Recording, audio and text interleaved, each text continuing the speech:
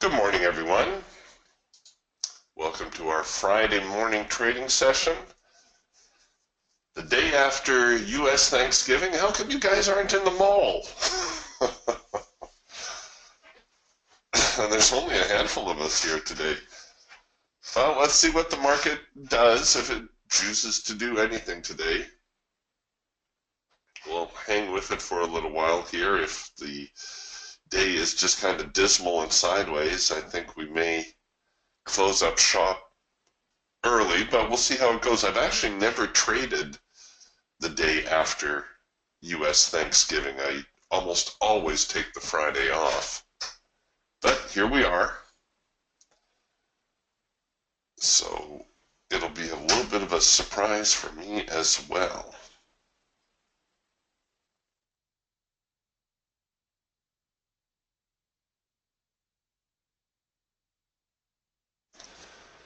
You can see here from the overnight that the market's dead sideways. This was actually the Thanksgiving session. The electronic markets were open, and you can see it put in a little bit of a rally. But let's see what some of the volume on these bars is. Oh, not bad, actually. But nothing like what we would see during the normal trading session. Yeah, just a fraction.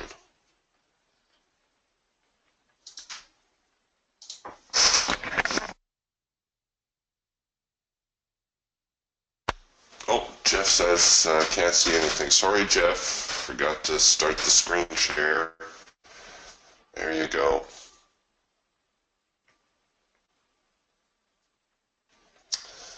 So what I was pointing out was here on I was looking at the Eagle, but it doesn't really matter which tool you're looking at. Here's the overnight dead sideways. Yesterday's trading, like I said, the Globex was open. The markets themselves were closed, but there was still electronic trading going on. And just very, very light volume throughout the day. And that wasn't a bad bar there. The open, I guess, or an hour after the open. But you can see the volume, nothing like what we would normally see. The Wednesday going into the Thanksgiving weekend, we're getting like 10,000 on a bar, 5,000, 5,600. The hawk pretty much sums it up. Take a look at the hawk here. I'm not sure I've ever seen a market more congested.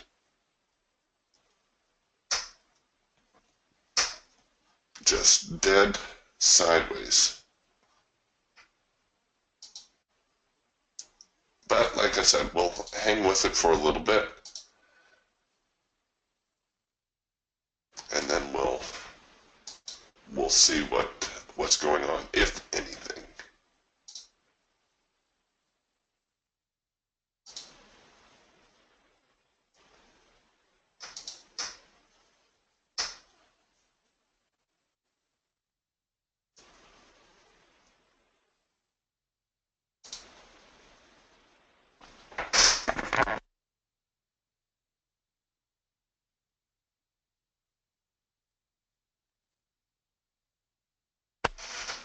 Okay, what's interesting is the hawk is now printing a first micro macro cross. We're into the hard edge here on the Eagle, which you can see we're printing counter trend signals, so you can make a case that this might be a rule of three. Of course, a rule of three needs to have two components to it. Since it's a trend or a counter trend move, first we need to have a trend, and you could make an argument that that's the trend.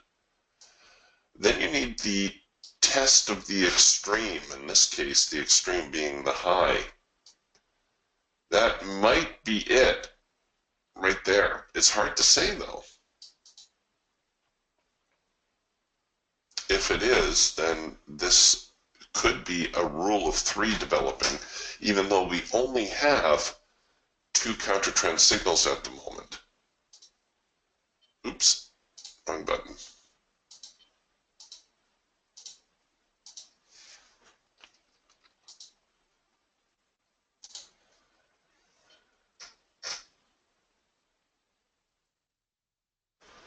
Hawk also producing a scalp signal, and the Raptor producing a cloud crossover. Do I really want to try this? If I do, I'd better hurry, because it's going to run away on me here in a moment.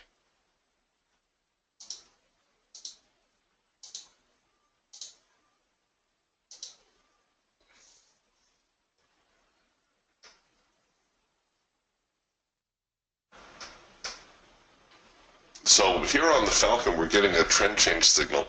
And you know what? I may wait for a second push entry opportunity. All that means is I'm going to allow the signal to engage. I'm going to let it print, and then I'm going to watch to see the market react. Very similar to this. So here's a trend change signal. There's the signal. We allow the signal to engage. We look for the reaction. This now becomes our entry bar. And you can see that I'm actually giving up. Well, if I entered on the hash mark, I bet you I'm giving up almost half. I am giving up almost half of my profit objective just to gain entry. But here's the upside. Okay, had I entered here, I'd be short, but look, I'd still be sweating the trade. Not that it's a bad thing. I would have had at least one opportunity to roll my stops down here, so I'm now risking about half that. That's, $120. That's not a bad hit if it turns on us. But with the second push entry, I would not have been brought into the market at all. As prices retreated, you would end up canceling your order.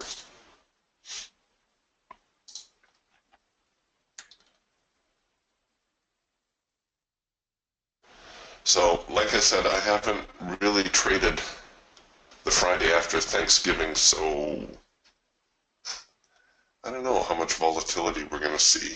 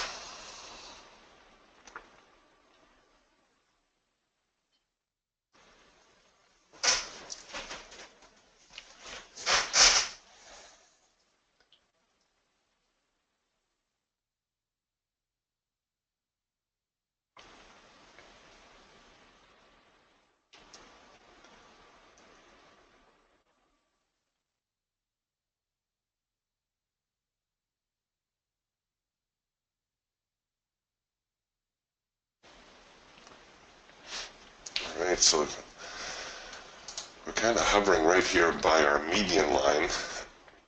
We did break through. We are testing it from the underside now. The median line is our gold line here in our support and resistance sweep.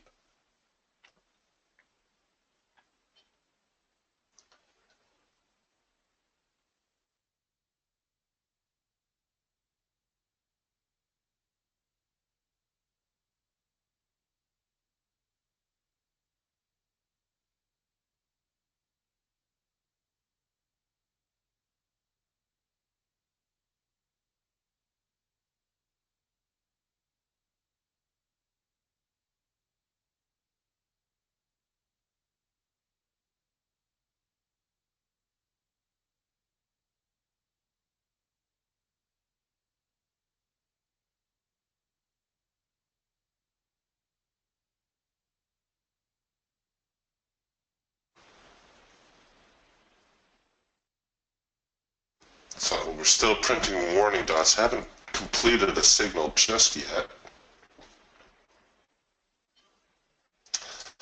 The Raptor working on a cloud crossover just ever so slightly. The cloud is starting to dip. Cloud crossover for you Raptor traders. Oh, what a mess that is. Let's find a better looking cloud crossover. Here we go. Oh, look at that. That one's almost textbook. So we have a bullish cloud. The cloud crosses over, turns bearish. We anticipate the cloud or the market to retreat into the cloud, and then for the cloud to push the market back out in the new direction. That produces a signal. And that's actually a high probability signal for us. And you can see that had just exceptional follow through. This is still very, very early. It's very, very small.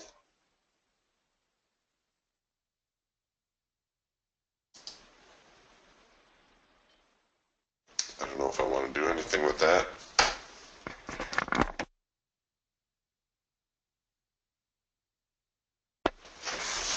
Right now, I have to say I'm not impressed. We're only 10 minutes into the session, but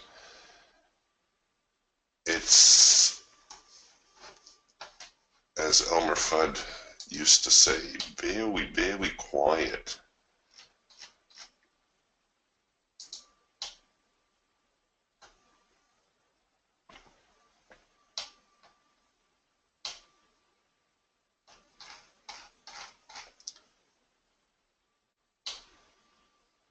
Oh gosh, I'm just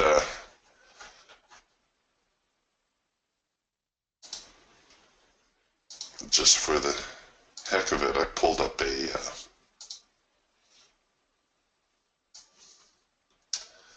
volume chart. Hang on here a second, I'll show you.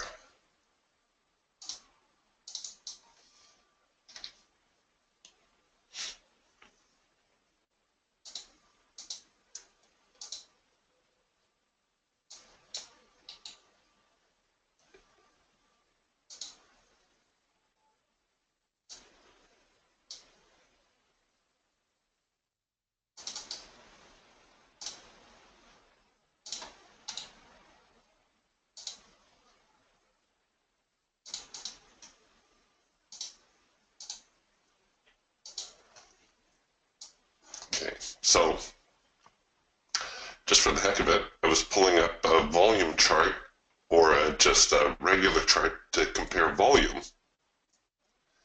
And here you can see on Wednesday, I guess that was, yes, Wednesday, opening volume was about 25,840 approximately. This morning's volume, we're barely over 8,000.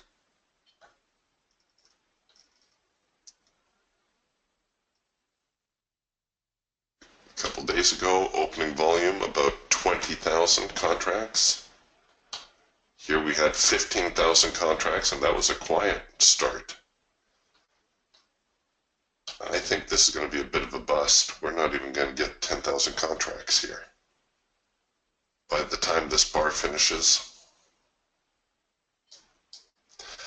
And that certainly explains the sideways nothingness that we're seeing.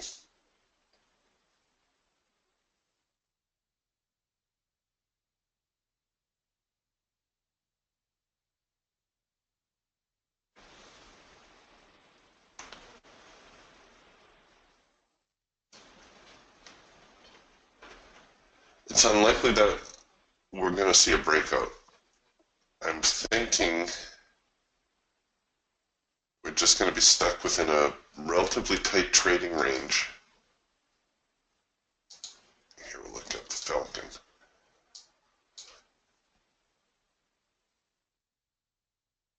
So you could probably treat the primary resistance and primary support as your channel of your trading range.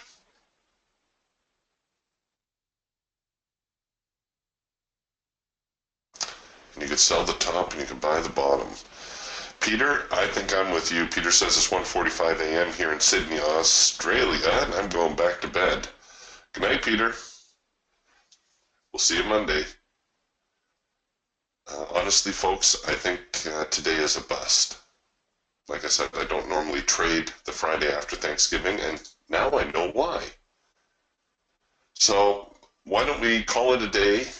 If you are going to hang out and trade, I would adopt the strategy of selling anything that gets up here around the 48.62 area, buy anything that gets around 48.52, and just look to grab a scalper's profit. Look to get $50 and be happy if you get it. I don't think we're going to see anything substantial here. All right, and I suspect that those of us in the room this morning are not Americans. Because I think most of the Americans know the market's not going anywhere today. Oh well. All right, have yourselves a great weekend, and I will see you again on Monday. Talk to you then. Bye for now.